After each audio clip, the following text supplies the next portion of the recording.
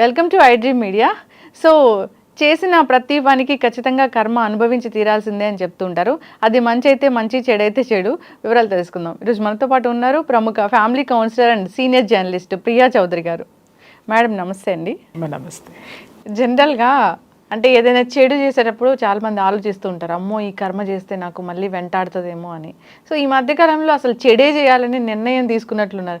ఎక్కడ చూసినా ఎవరికైనా ఇంకొకరు అన్యాయం చేస్తూనే ఉన్నారు, కానీ కర్మ అనుభవించింది ఎక్కడా కనబడట్లేదు అని మీరెందుకు అనుకుంటున్నారు? అంటే వాట్ డూ యూ మీన్ కర్మ? ఇప్పుడు చాలా వరకు కూడా మనం చూస్తూ ఉంటాం, కర్మ అంటే నువ్వు చేసే పని, weather that is good or bad. అర్థమైందమ్మా? నువ్వు మంచి చేసావు అనుకో నీకు మంచి రిజల్ట్స్ వస్తాయి, నువ్వు చెడు చేసావు అనుకో చెడు రిజల్ట్స్ వస్తాయి. మనం ఏమనుకుంటే ఇప్పుడు ఇంట్లో ఉంది, అన్నం కరెక్ట్గా వండాలనుకుంటే కరెక్ట్ కొలతలు పెడతాం, అక్కడే ఉంటాం, ఎంత టైం కావాలో చూసుకుంటామో, కరెక్ట్ టైంకి కట్టేస్తే ఏమవుతుంది, మంచి అన్నం వస్తుంది.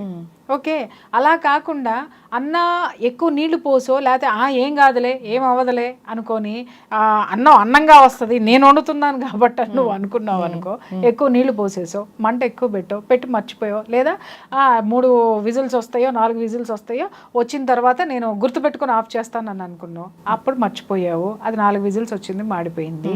లేదా వాటర్ ఎక్కువ పోసావు, అది కిచిడి అయిపోయింది. అది ఏ విధమైన రిజల్ట్ ఇచ్చింది నీకు? అంటే నువ్వు ఏ పని ఎలా చేసావో దాని రిజల్ట్ అలాగే వస్తుంది. ఓకే, అది అని మీరు అనొచ్చు.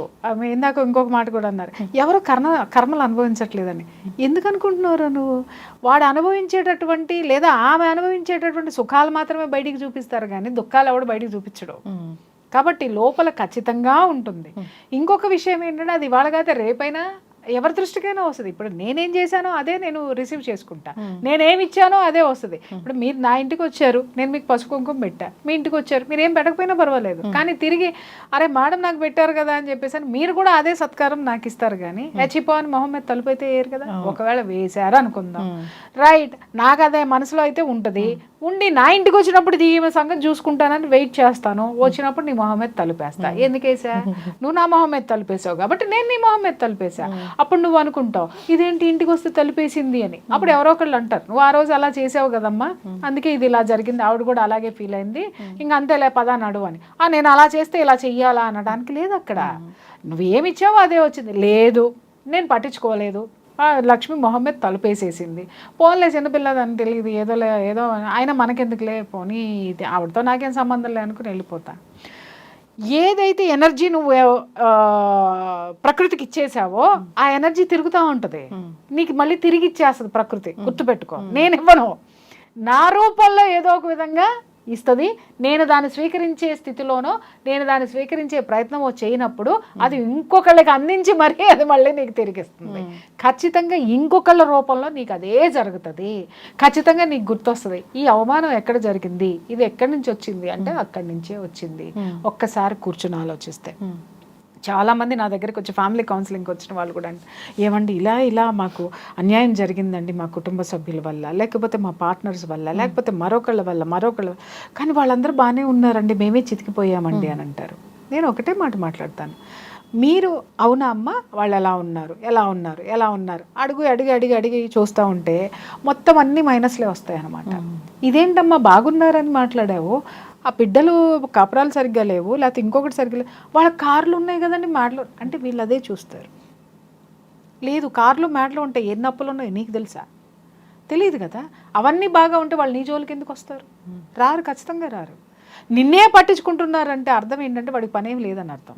ఇప్పుడు ఎవరైనా సరే అమ్మా, ఒక చోట నుంచి ఇప్పుడు ఒక వర్కింగ్ ప్లేస్ ఉంది, నీకు నచ్చలేదు, బయటకు వచ్చేసావు, బయటకు వచ్చేసిన తర్వాత వీళ్ళకి చాలామంది ఉన్నారు, చాలామంది వీళ్ళని ఉద్ధరించే వాళ్ళు ఉన్నారని అనుకుందాం. ఈ సంస్థకి మనల్ని అసలు కేరే చేయరు, సంస్థ హ్యాపీగా నడుచుకుంటూ వెళ్ళిపోతావు. నీకు టాలెంట్ ఉందనుకో, నువ్వు ఇంకొక సంస్థకి వెళ్ళావు అనుకో, నువ్వు హ్యాపీగా వెళ్ళిపోతావు, అయిపోయింది. అదే ఈ సంస్థ నిన్ను బలవంతంగా నిన్ను పెట్టుకొని నిన్ను హైలైట్ చేసి నేను ఇప్పుడు చాలా గొప్పదాన్ని నువ్వు బయటకు వెళ్ళావు అనుకో, ఇలాంటి సపోర్ట్ నీకు దొరకకపోతే నీ ఫెయిల్యూర్ నువ్వు చూస్తావు, రైట్?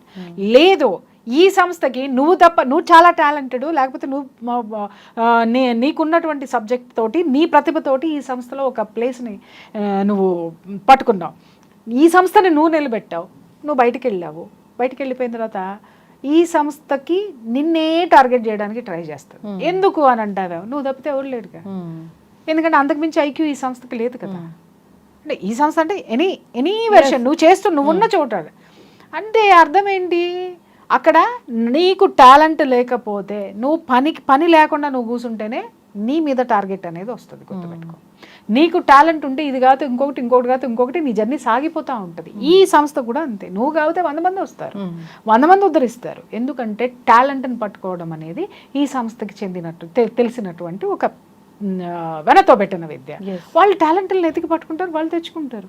నిన్ను పట్టించుకోవాల్సినటువంటి తీరిక కోరిక వాళ్ళకు ఉండదు. Because they have lot of ambitions, lot of work ఉంది. కాబట్టి ఎప్పుడైనా సరే వాళ్ళు బాగున్నారండి అని నువ్వు ఆలోచించడం మొదలు పెట్టావనంటే, నువ్వేం ఆలోచిస్తున్నావు వాళ్ళ నుంచి అని అంటే, నీకేమి లేదో నీకేం దోచుకున్నారో దాన్ని నువ్వు నీకు నువ్వు రికవర్ చేసుకోవడం మానేసి నువ్వు వాళ్ళ మీద దృష్టి పెట్టావు. కాబట్టి నీకు అవే కనిపిస్తున్నాయి. వాళ్ళు పెంచుకునేటటువంటి ఆస్తులు కనిపిస్తున్నాయి, వాళ్ళ మీద పడి నువ్వు ఏడుస్తున్నావు. వాళ్ళు నీకు అన్యాయం చేసి ఉండొచ్చు కదా, అన్యాయం చేశారు అని నువ్వు ఇంకా లో ఎనర్జీలోకి వెళ్ళిపోతున్నావు. వెళ్ళిపోతున్నప్పుడు ప్రకృతి నీకు అదే ఇస్తుంది. నీ అన్యాయం తీసి పక్కన పెట్టు. వాళ్ళకి ఎప్పుడు చెక్ పెడతారో నువ్వెందుకు ఎదురు చూస్తున్నావు? నీ పని నువ్వు చేసుకుంటూ వెళ్తే అప్పుడు ప్రకృతి రియాక్ట్ అవుతుంది. అరే ఈమెకి ఇంత అవమానం జరిగింది, ఇంత ఎనర్జీని వాళ్ళు నాశనం చేశారు, ఇంత టాలెంట్ ఈమెలో ఉంది, నీ పని నువ్వు చేసుకుంటూ అది ఎక్కడో నీ సబ్ కాన్షియస్ మైండ్లో ఉండిపోతుంది. నేను ఈ బాధను అనుభవించాను, ఆ బాధ తీసేయడానికి ప్రకృతి నీకు ప్రయత్నం చేస్తుంది. ఆ ప్రయత్నమే వాళ్ళకి ఏదో ఒక దెబ్బ తగలటం. అది వినంగానే అప్పుడు అనుకుంటావు అనమాట, ఎస్ భగవంతుడు ఉన్నాడు. ప్రతి ఒక్కళ్ళు మాట్లాడే మాట, భగవంతుడు ఉన్నాడు. సాటిస్ఫై అయిపోతావు. నీ పనిని ఇంకాస్త నైపుణ్యంతో నువ్వు చేసుకుంటూ ముందుకెళ్తావు. ఆ బ్లాక్ తీసేయడానికే ప్రకృతి ఆచర్య చేస్తుంది. అది గుర్తుపెట్టుకోండి. మనల్ని అన్యాయం చేశారు కాబట్టి వాళ్ళకి ఏదో జరగాలని నువ్వు కూర్చున్నావా, వాళ్ళు ఇంకా ముందుకెళ్తారు. ఎందుకని అంటావా, ప్రకృతికి అది నచ్చదు. నీ డ్యూటీ ఏదో నువ్వు చెయ్యి, ఫలితం నాకు వదిలే. కృష్ణ పరమాత్మ అదే చెప్తాడు భగవద్గీతలో. ఏమంటావు అంటే, అరే నువ్వు చెయ్యాల్సింది కర్మరా భయ్, ప్రతిఫలితాన్ని నాకు వదిలేసేయి. నువ్వు ప్లస్ ఇచ్చినావు అనుకో, ఇంకా ప్లస్లు చేసిస్తా. నువ్వు మైనస్ అయినావు అనుకో, ప్లస్ చేస్తా. అది ఏం చెయ్యాలో నేను, ఐఎమ్ ద జడ్జ్. కల్కి సినిమాలో కూడా దాంట్లో అర్జునుడు రథము అశ్వత్థామ బాణం వేస్తే గిర్రం తిరుగుతుంది 2 అడుగులు. అదే కర్ణుడి మీదకి వేస్తే 20 అడుగులు దూరంలో పడిపోతుంది. పడిపోయినప్పుడు అర్జునుడు క్యారెక్టర్ హీరో మాట్లాడతాడు, చూసావా ఆయన కొట్టిన బాణానికి కర్ణుడు 20 అడుగుల దూరంలో పడ్డాడు, మనం చూసావా 2 అడుగుల దూరంలో పడ్డాము అని అంటే, అప్పుడు కృష్ణుడు క్యారెక్టర్ మాట్లాడుతుంది, రే ఈ రథాన్ని ఇచ్చింది ఎవడురా, లోకాన్ని పరిపాలించేటటువంటి సూర్య భగవానుడు ఇచ్చాడు ఈ రథము. దీన్ని కాపాడేటటువంటిది ఎవరు, పైన ఉన్నటువంటి కపిరాజు, అతి బలశాలి అయినటువంటి హనుమంతుడు. ఇంకొకటి ఈ రథాన్ని నడుపుతున్నది ఎవరంటే ముల్లోకాలని పరిపాలించేటటువంటి నేను. అంటే ఇన్ని శక్తులు నీ దగ్గర ఉన్నా కూడా 2 అడుగులు వెళ్ళింది, కానీ వాడికి ఏ సపోర్ట్ లేకపోయినా 20 అడుగులు వెళ్ళింది. అంటే గొప్పోడెవరో అతనే, వాడు గొప్పవాడు. ఇది గమనించాలి ప్రతి ఒక్కళ్ళు కూడా. సాగినంతకాలం నా అంతవాడు లేడందురు. ఏదంటే ఇలా ఎవరికి వాడు ఏమనుకుంటాడంటే, హే నాది గొప్ప. అదే కొంచెం విచక్షణ పెట్టి ఆలోచించు. ఇంత బలం ఉన్నా నువ్వు 2 అడుగులు జరిగావు అనంటే ఏమి లేకపోతే నువ్వు ఎక్కడ ఉండేవాడివిరా అర్జున, ఏమైపోయేవాడు నువ్వు? ఆ లాజిక్ వినండి, ఎంత అద్భుతంగా ఉంది ఆ లాజిక్. అసలు ఏమీ లేనివాడు 20 అడుగుల దూరంలో పడ్డాడంటే వాడి కర్మ ఎంత బలంగా వాడిని కాపాడింది. అంత గొప్ప. ఎందుకు మనము ఈ కర్మ సిద్ధాంతం గురించి తెలియాలంటే భగవద్గీత చదివితే చాలమ్మా. చదివితే మన జీవితాన్ని మనం ఎలా మలుచుకోవాలో, ఉన్నత స్థితికి ఉత్తమమైనటువంటి మార్గంలో ఎలా మలుచుకోవాలనేది ప్రతి ఒక్కళ్ళకి అర్థమవుతుంది. మనలో ఉన్నటువంటి దౌర్భాగ్యం ఏంటి అని అంటే, మిగిలిన అందరూ కూడా ముస్లిమ్స్ని తీసుకోండి, చక్కగా ఖురాన్ చదువుకుంటారు. మన వీళ్ళని క్రిస్టియన్స్ని తీసుకోండి, ఖచ్చితంగా బైబిల్ పట్టుకొని వెళ్తారు, అదొక నియమం. కానీ మన హిందూ మతంలో అద్భుతమైనటువంటి స్వేచ్ఛ ఉంది. ఎందుకు స్వేచ్ఛ ఉంది అంటే, అరే నువ్వు ప్రపంచం మొత్తం తెలుసుకొని రారా అని చెప్పి, తెలుసుకునే ముందు నీ సబ్జెక్టుని నువ్వు చదువుకుంటే ప్రపంచం మొత్తాన్ని తీసుకొచ్చి నీ దగ్గర పెడుతుంది.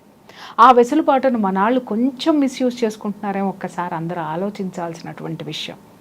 మన గురించి మనం తెలుసుకోవాలి. మన శాస్త్రాలు ఏంటి, మన పురాణాలు ఏంటి, మన కర్మ సిద్ధాంతం పుట్టిందే భారతదేశం, కర్మభూమి. అరే నువ్వు ఏం చేస్తావో అది ఇక్కడ అనుభవించేసి వెళ్తావు. అర్థమైందా? గురువులు ఉన్నటువంటి అద్భుతమైనటువంటి భూమి. అదే అరిస్టాటిల్ ఈయన అలెగ్జాండరు ప్రపంచం మీదకి దండయాత్రకి వెళ్ళేటప్పుడు చెప్తూ ఉంటాడు అనమాట. అన్నీ జయించుకుంటూ వచ్చిన తర్వాత భారతదేశానికి వెళ్తున్నానంటే ఒకటే మాట చెప్తాడు, అక్కడికి నుంచి ఏం తీసుకురావాలి అనంటే మట్టి తీసుకురా అంటాడు.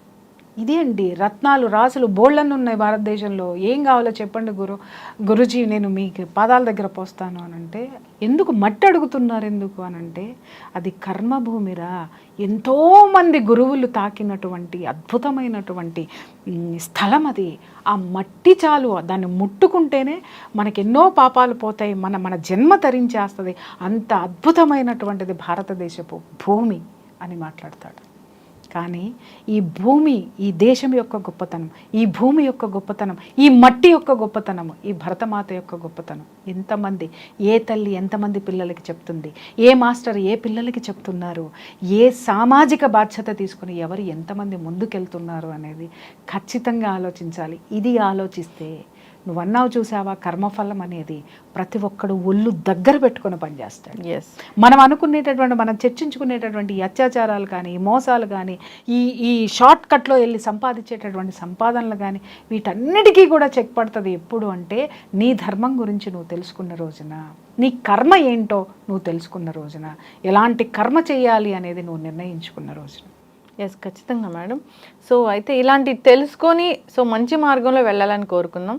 ఎవరికో చెక్ పెట్టేశాను, సో నా వల్ల జరిగిందంతా చేసేసాను, ఆ ప్లేస్ ఖాళీ చేయించేశాను అనేది చాలామంది హ్యాపీగా ఫీల్ అవుతుంటారు. అలాంటిది మళ్ళీ అలాంటి డే వాళ్ళకు కూడా వస్తుందని అయితే వాళ్ళు గ్రహించలేకపోతే. నేను ఒక్క మాట చెప్తాను, గుర్తుపెట్టుకో. ఇలా అనేవాళ్ళు ఎవ్వరూ కూడా సరిగ్గా వాళ్ళు దాన్ని ఏమంటారు అనంటే, చేయించేశాను అని గొప్పగా మాట్లాడుకుంటున్నారు అనంటే ఖచ్చితంగా వాళ్ళు గొప్పవాళ్ళని నువ్వు యాక్సెప్ట్ చేసావని అర్థం. లేకపోతే ఎందుకు మాట్లాడతారమ్మా, ఎందుకు మాట్లాడతారు చెప్పండి? ఇప్పుడు మన దగ్గర పనిచేసేటటువంటి ప్యూర్నే మానేశాడు, వాడు సమర్థవంతంగా పనిచేసేవాడైతే 10 సార్లు మాట్లాడతాం. లేదు అని వాడి మీద మన కసి ఉంది అనుకుందాం, టాలెంట్ ఉన్నాడు, మనకి చేతి కింద బాగా పనిచేసేవాడు, వాడు బయటికి వెళ్ళిపోయాడంటే మనకు కోపం ఉందంటే 100 సార్లు మాట్లాడతాం. వెధవన మానిపించి అవతల పడేశాను, తీసి అవతల పడేశాను. ఎందుకు అన్నిసార్లు తలుచుకుంటున్నావు అంటే వాడు లేని లోటు నీకు ఇక్కడ కనిపిస్తుంది కాబట్టి. లేదు వాడు వెళ్ళిపోయాడు, ఇంకెంతమంది పని వాళ్ళని తీసుకెళ్తాడు అనే భయం నీలో ఉంటే నువ్వు 10 సార్లు వాడిని తిడతావు. లేదు, రీప్లేస్ అయ్యింది, ఇంకొక దాంట్లో ఉంది, ఇంకొకళ్ళు వచ్చారు, వాళ్ళు రీప్లేస్ చేశారు అనుకుంటే నువ్వు అసలు మాట్లాడాల్సిన అవసరమే నీకెందుకు వస్తుంది? సో కాబట్టి నేను అనేది ఏంటంటేనమ్మా, విమర్శలు ఎంత మనం ఎక్కువ చేసుకుంటూ పోయామో, ఎవరిని ఎక్కువ టార్గెట్లు చేసుకుంటూ పోయామో, ఇందాక నేను అన్నట్టుగా కర్మ కమ్స్ బ్యాక్. నువ్వేమి ఇచ్చావో తిరిగి నీకు అదే వస్తుంది. నువ్వు గౌరవం ఇచ్చావా, తిరిగి నీకు గౌరవం వస్తుంది. నువ్వు వాళ్ళకి గౌరవం ఇవ్వలేదు కాబట్టి నువ్వేమి ఇచ్చావో అదే వస్తుంది. అంటే ఎవరినైనా బాధ పెట్టి ఆ సాడిస్టిక్ ప్లెజర్ని ఎంజాయ్ చేయడం అనేది అది నిజంగా ఈ సమాజంలో ఉండి ఇంత క్రూయల్ గా ఉన్నామా అనిపిస్తుంది. అట్లా కాదు. ఇప్పుడు రాముడు ఉన్న రాజ్యంలో రావణాసురుడు లేడా, ఉన్నాడా లేదా? మరి కృష్ణుడు ఉన్నటువంటి మహాభారతంలో ఎంతమంది దుర్యోధనుడు లాంటి స్వార్థపరులు లేరా?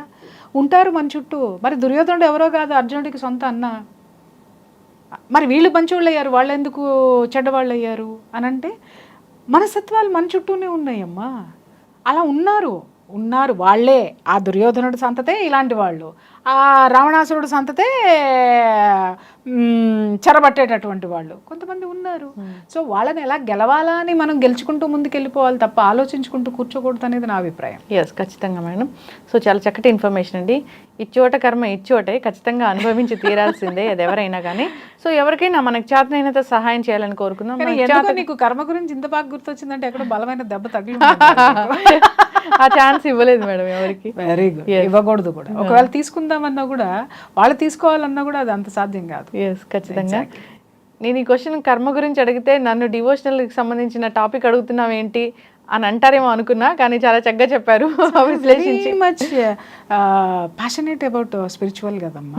నాకు ఎవరైనా అడిగితే బాగుండని అనుకుంటా. ఎంతసేపు దాని గురించి మాట్లాడండి, దీని గురించి మాట్లాడండి, ఇల్లు కొట్టుకున్నారు, అక్కడ ఈ అత్యాచారాలు జరిగినాయి, ఇవన్నీ అయ్యే అడుగుతారు తప్పితే నన్ను ఎవరు స్పిరిచువల్ గురించి మాట్లాడేది, నన్ను ఎవరు గెలకరు, నాకు అది నన్ను అడగరు ఎవరు కూడా, నాకు అది బాధ. సో ఎవరైనా అడిగినప్పుడు మాత్రం చాలా సంతోషంగా, హాయిగా ఉంటుంది, హ్యాపీగా ఉంటుంది. సో నాకు తెలిసింది, నేను నా గురువుల దగ్గర నుంచి నేర్చుకున్నది, నేను అనుభవించింది చెప్పడానికి నేను ఎప్పుడు సిద్ధంగా. ఎస్, ఖచ్చితంగా మ్యామ్. సో చాలా చక్కగా చెప్పారు. ఎవరికైనా మనకి చేతనైనంత సహాయం చేయాలి, దానివల్ల ప్రతిఫలం వస్తే మంచి వస్తుంది, అది మనకి మన నెక్స్ట్ జనరేషన్ కూడా యూజ్ అవుతుంది. అంతేకాని చెడు చేసి ఈరోజు బ్రతికేసామా అన్న హ్యాపీనెస్ లో ఉండకూడదు. ఎప్పుడైనా సరే గుర్తుపెట్టుకో, మన పెద్దవాళ్ళు అంటారు, దినం గడవడం చూసుకోకూడదు, తనం గడవాలి, తరం గడవాలి. ఎస్, తనం అంటే ఏంటి, దినం అంటే ఏంటంటే ఈ రోజు నాకు ఫుడ్ వచ్చేస్తే చాలు అనుకుంటే మరి రేపు అంటే నువ్వున్నంత వరకు, తనం అంటే నువ్వున్నంత వరకు నీ కుటుంబం ఎలా నడుస్తుందో నువ్వు జాగ్రత్త పడాలి. తరం గడవాలి అంటే నీ తర్వాత, నీ బిడ్డల తర్వాత, నెక్స్ట్ నీ బిడ్డల తరం నుంచి నీ మనవాళ్ళ తరం వరకు కూడా ఎలా గడవాలి అనేది ఈ మూడు చూసుకోవాలి. దినం గడవడంతో చూసుకున్నావు అనుకోమ్మా, నీ తనం అనేది గడవదు. ఎప్పటికప్పుడు దినదినగండం కిందే బ్రతుకుతావు నువ్వు.